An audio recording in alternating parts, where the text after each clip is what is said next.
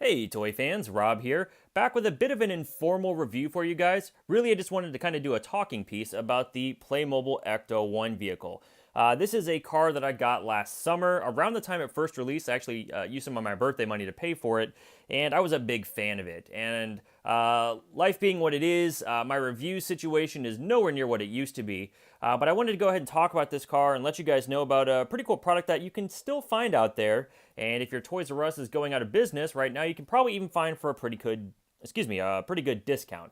So what I want to do first is I want to show you as much of the review as I cut together before life took hold and I just was never able to finish it. So we'll look at that and we'll come back to the car in just a moment.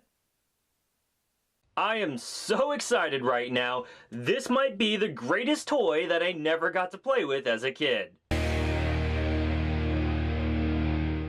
And welcome back, toy fans. As you see, we have another Ghostbusters review for you guys here today. And today we're looking at the Playmobil Ecto-1 Ghostbusters vehicle playset. Now, I don't typically collect Playmobil toys, but when I saw pictures of this vehicle online, it looked absolutely amazing. I mean, just looking at the images on the box alone, that car looks like it rolled right off the screen from Ghostbusters 1984. The box lets you know it has flashing lights and sounds, and I cannot wait to check those out. We also seem to be getting a couple of Playmobil Ghostbuster figures. I could take or leave those, but maybe they'll end up being pretty cool. The top of the packaging does show you that this Ecto-1 fits inside of a Ghostbusters Firehouse playset, also from Playmobil, that I don't actually have to show you today. And to the right side, a brief recap of the electronic features. Flipping the box around, there's a complete infographic that shows you all of the accessories you're getting with this vehicle. And then the bottom lets us know we're going to need 3 AA batteries to make this lady sing. Alright guys, I can't wait any longer. Let's get this thing out of the box and see what it's all about. Alright, so here we have the Ecto-1 out of the packaging. Now when I initially got this car out of the box, it was actually some assembly required. I'm not too familiar with Playmobil products, but it was almost kind of like a Lego set, but just different, I guess. The whole roof rack had to be assembled pretty much. The tanks, the scrubbers, sniffers, everything on the back here, the light system, all of that had to be attached to the car, but otherwise this car, from memory anyway, was largely assembled. I may have had to put the fins on, but I did have a giant white base, and I think I even needed to attach the wheels. But as it came out, it actually looks like a really great representation of the Ecto-1. Screen accurate to the way it looked in the first Ghostbusters movie, just with a little bit of Playmobil flair there with the characters and on the inside that we'll take a look at in just a second. Now, the first thing I thought when I got this car, when I ordered it online, was that it was going to be great for my Ecto-1 I Love This Town box set from Mini-Mates. But as you can see here, the Mini-Mate figures are just a bit too small for the car. Now, if you happen to have any of those classic Kenner Real Ghostbusters figures, unfortunately the car is a bit too small for those as well. Now, if you do happen to have any 3 3/4 inch figures, I've got the Iron Man here from the Marvel vs. Capcom Infinite box set. We can go ahead and pull off the roof rack, and let's go ahead and try to stick him in there. I'll just go ahead and pull out. Actually, I'll show you the figures here while I'm doing that too. Here's Winston. Doesn't really look much like Ernie Hudson, but a fun little character. Not a lot of detail on the back of the figure. And then we've even got Janine in a Ghostbusters jumpsuit, which of course wasn't accurate to the first film.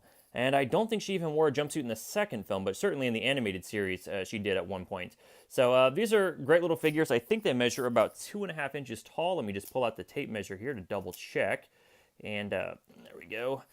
If we pull up the figure, you're going to see here, yeah, they stand actually a little closer to 3 inches. So that's kind of the scale we're working with here. Let's go ahead and try to put the Iron Man inside. As you see inside here, it is kind of designed for the figures themselves. The light's not really getting in there. There's not a lot of leg room. It kind of stops right underneath the steering wheel. If we try to flex Iron Man and stick him in there, he's not really going to fit. So really the only scale that this car seems to work well with are the Playmobil figures. As right they should, but I was kind of hoping it would scale well with other figures from other toy lines. Now you also saw I had a Slimer inside the car. This is actually not a Slimer from Playmobil. This is the Slimer figure from the Ghostbusters line that came out when the female reboot film was in theaters. The Ecto Minis, I believe they called them. And let's go ahead and take this time out now to do a size comparison with that Ecto-1. You guys may have remember I did a review of that not too long ago. This car actually did scale perfectly with the female Ghostbuster Mini-Mate, so I was very happy about that.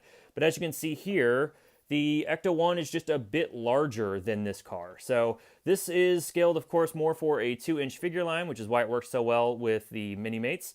But this car is definitely in a scale of its own. Inside the car, though, however, once we have that top pulled off, you will see that there's also some additional accessories. We've got some proton blasts that can actually stick onto the proton packs for the for the Playmobil figures. They've got a nice amount of detail on them. You see the red lights painted around the bottom like you remember from the movie, and even a couple of the little labels that were painted on, or actually stickered on, the original proton pack props. But it actually pulls off here at the side, and then you can actually just kind of attach these to the back of a Playmobil figure. And there you go. They're all ready to start busting ghosts.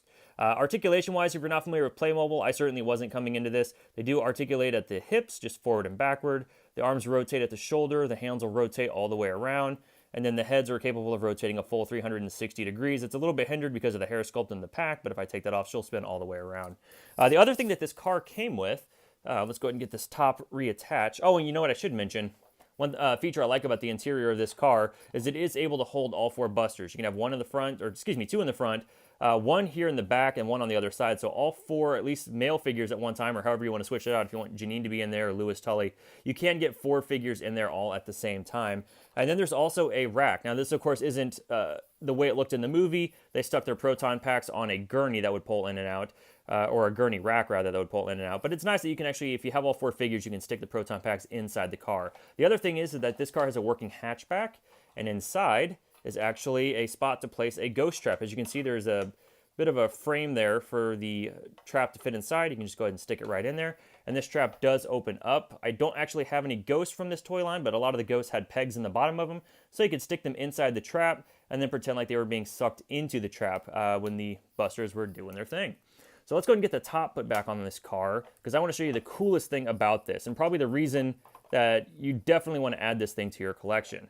On top of having all of this great detail, I mean, look at all of the different colored pieces that we have going on here. Despite this being a Playmobil car, it still looks like a pretty accurate model or representation of the original Ecto-1 Cadillac from that original movie. And it's got some amazing lights and sound effects. On top here, we have a first button that we can push that will actually turn the lights on the car. Those are actually working LEDs. Takes 3 AAA batteries to make that work. I've been playing with this thing for a couple of months now, and so far, no need to change the battery, so I'm very happy about that. Now, near as I can tell, those lights will keep blinking forever until you actually turn that off. So be careful of that if you're putting it on display. It doesn't stay on for 30 seconds. But once you have the lights on, or you could have them off, but I prefer to have them on first, you can also push this sound button.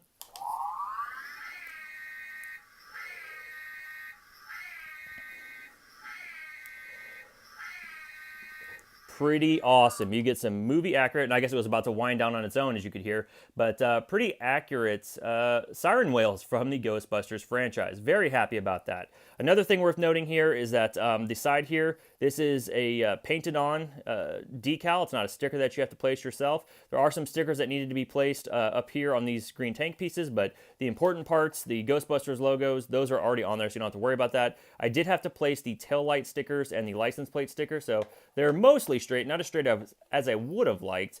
And then on the front here, this floodlight, I guess, that's on the hood, I had to place that on as well, and as you can see, it's not perfectly centered inside of that ring. So I wish that was a little bit differently, but I did the best I could.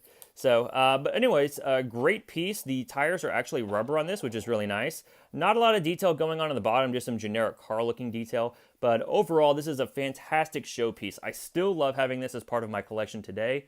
Oh, and it even comes with these extra slime bits. Now, for me, I didn't care for these, and these were a lot stickier, and I don't want to say slimier, but they had a kind of a texture to them when I first got them.